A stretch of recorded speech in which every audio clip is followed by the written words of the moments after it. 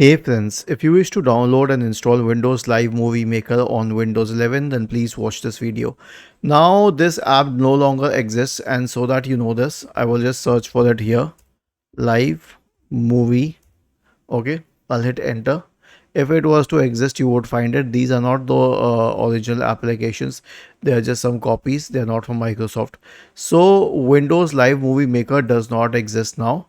It has been removed. It has a clear replacement, so we do not need it. But if you really want to download it, you can use a third party download websites, but I'd advise against it. So here is the replacement. Clipchamp.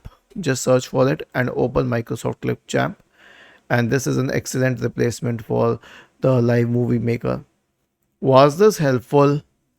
If yes, then please subscribe to the channel. If not, then let us know in the comment section of the video on how we could help you further. Thank you for watching this video and have a nice day.